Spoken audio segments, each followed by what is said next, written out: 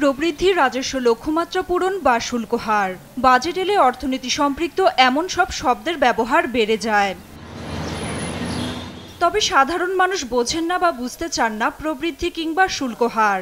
Budget এলে তারা আশা করেন আয় ব্যয়ের মধ্যে ভারসাম্য হবে, বাজারে পণ্যের দাম কমবে, যাতায়াতে পরিবহন ভাড়া বাড়বে না। কিন্তু ঠিক উল্টোটা যখন হয় তা নিয়ে বাড়ে জনতার ক্ষোভ। বাজেটের প্রভাব এটা ডিপেন্ড করে ভাই বাজেটটা কিভাবে বাড়বে। যদি নিত্য প্রয়োজনীয় জিনিসের দাম বাড়ানো হয় তাহলে এটা কোনোভাবেই ভালো হয় না। বাজেট যদি বাড়িয়ে ফেলায় ওখানে তো আর অনেক সমস্যা দেখা দেবে, বেচাবিক্রি তো এমনি ডাউন হয়ে যাবে।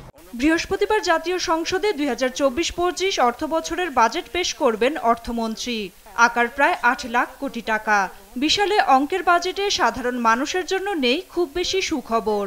তবে প্রত্যাশা করেন বাজেট ঘোষণার পর স্বস্তি ফিরুক জনজীবনে। বাজেট প্রতি বছর বাড়াইতে দেশের এখন জনগণের দিকে সরকার কোনো তাকায় না, সাধারণ মানুষের দিকে।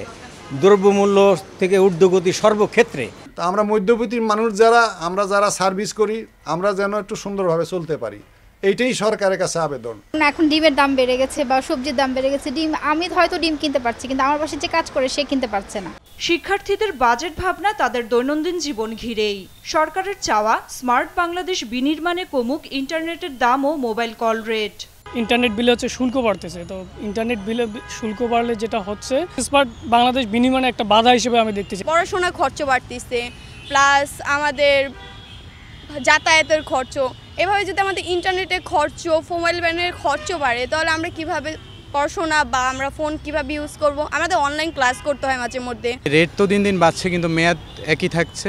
মেয়াদের ব্যাপারটা যদি উঠিয়ে নেওয়া হয় তাহলে আমাদের জন্য, ছাত্রদের জন্য বাজেট ফ্রেন্ডলি হবে। নতুন অর্থ বছরের বাজেট জনজীবনে কিছুটা হলেও স্বস্তি দিক, এ চাওয়া সবার।